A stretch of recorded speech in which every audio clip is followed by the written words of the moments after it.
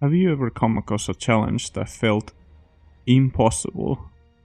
That no matter how hard you tried, you just couldn't do it? And what if one of these challenges was in a game, in a thing that's supposed to be fun? Would you keep trying? Or would you give up and fail? The Souls series has always had this underlying message. No matter how many times you fail, you can always get back up and try again. And previously when playing these, no matter how hard the challenge, I've always managed to get back up and try again.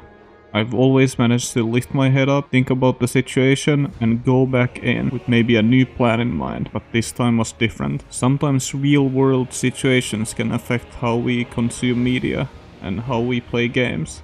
When Shadow of the Earth 3 came out, I had a problem.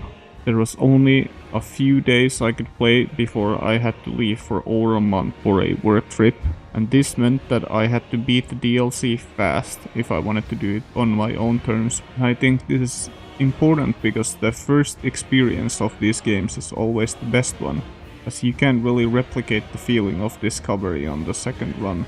But as we know now, this DLC is absolutely enormous. This might be the biggest DLC in any game ever. It might as well be its own game. And after going through most of what the DLC has to offer, I was face to face with Radahn with only a day left to beat him. Could I do it? For some of you it might sound ridiculous. A day for beating a single boss? What are you, a noob? But you have to understand, Radahn is built different, and the odds were stacked against me from the beginning. Elden Ring's DLC has a new progression system called Skadu Tree Fragments. And these fragments can be found all around the world and give you a power boost for every fragment you consume. I was at the final boss with 11 levels of the boost, while 20 is the maximum. This meant that I was doing 33% less damage than I should have been at this point. And on top of that, I was taking slightly more damage. The damage reduction doesn't scale as heavily as your damage done with these fragments. The reason I was underleveled is that I couldn't explore the world as carefully as normally I would, because I was under a time constraint playing the game. So I was undergeared going into the toughest boss FromSoft has ever made. Why are we even fighting Radahn? Let's do a quick lore check. Basically, Radahn is this gigachat warrior, and he got charmed by a very cute femboy when he was young. And because of this, he's trying to help this cute femboy to ascend to godhood. So basically he's turned into a simp. Wait, isn't that the exact same thing we're trying to do?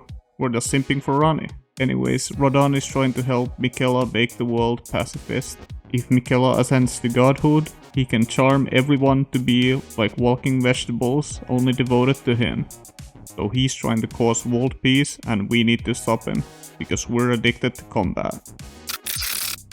Phase 1 already starts out difficult with him being extremely fast and having multiple different combo extensions and very short punish windows.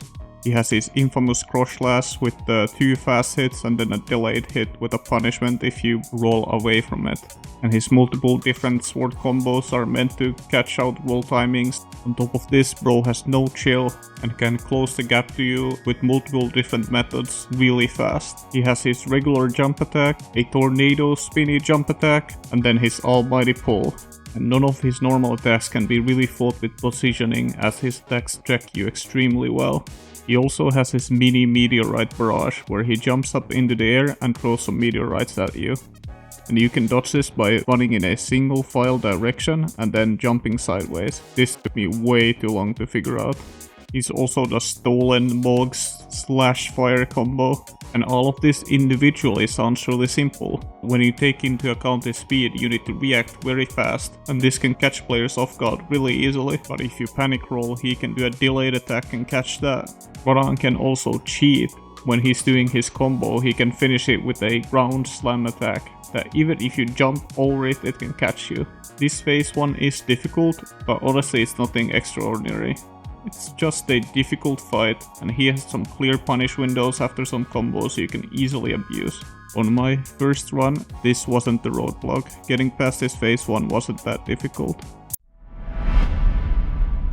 At around 2/3 HP, Radahn takes his simping to a next level and takes Michaela on a piggyback ride. And honestly, look at him. He looks way more feminine than anyone else in this game. I finally understand how Radahn was charmed by his feminine wiles. And this transition isn't just for show. Michaela adds an aftershock effects to most of Radahn's swings, on top of a plethora of other moves that can be extremely difficult to dodge. He also gains a grab attack, where Michaela tries to charm you into his command. But fortunately, our devotion to Ronnie saves us. You are saved from one hug, but the second hug seduces you into his simp army. Lord of the Old Order, let us go together.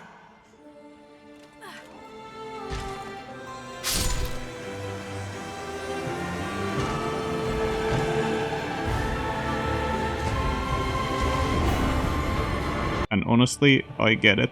Most men are so deprived of intimacy nowadays that a couple hugs would seduce you. On top of the aftershocks, Michaela gives Radahn the power to use some pre-images, or like clones of himself, to distract you while he comes in for the attack. Most of these don't do a lot of damage, but one of them can basically one-shot you for some reason.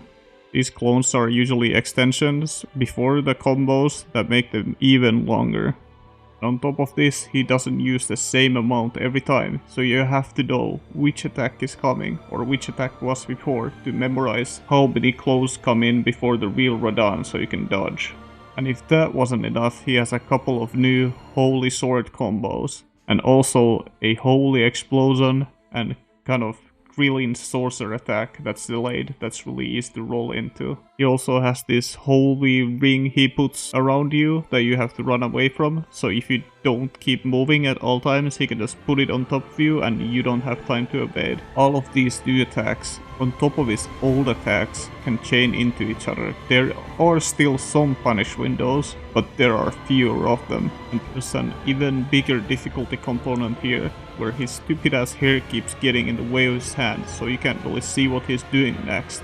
On top of that, there's like a lot of particles flying around. It's really difficult to see what's gonna happen next, and this is crucial because he hits like a truck. And every time you get hit by even one component of this long ass combos, you have to take time to heal and lose an opportunity to do damage. And this was starting to get to me. The despair was kicking in.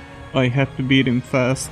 I only had so much time to do it, and working under a time constraint makes things a lot harder.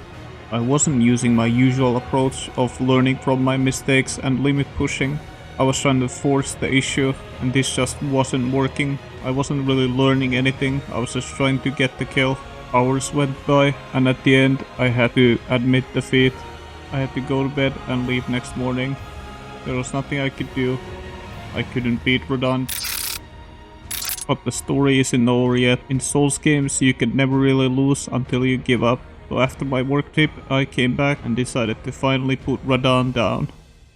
After my break, I finally started playing normally. I would start figuring out his patterns and find a counter to each one of them. And here's where I realized I don't really enjoy Radahn as a fight. His movements are snappy and unnatural. He doesn't feel like a Souls fight, he feels more like a Sekiro fight. He like snaps at you and you have to react really fast.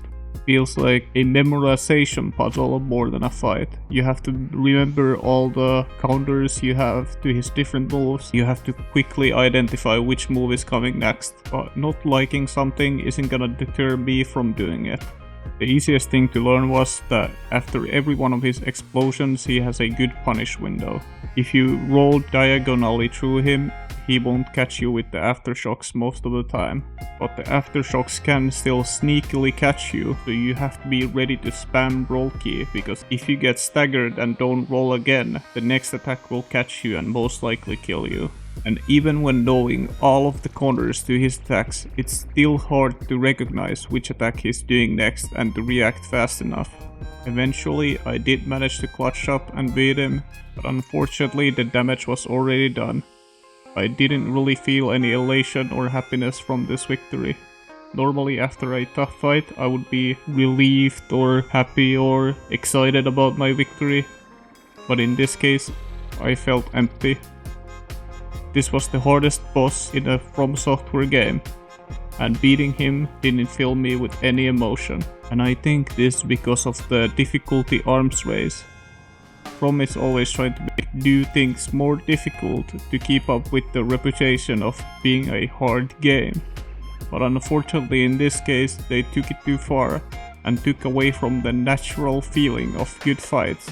Would I say it's too difficult? Maybe yes, but the bigger issue is that the difficulty comes from the wrong place. I really hope that From takes another view or another look at boss fight difficulty and makes the decisions that feel more natural to fight, because Mesmer is the opposite to this, where he feels extremely natural to fight even though he looks super menacing and is a difficult fight. What do you think is the most difficult boss? Let me know. Also like and subscribe. Bye.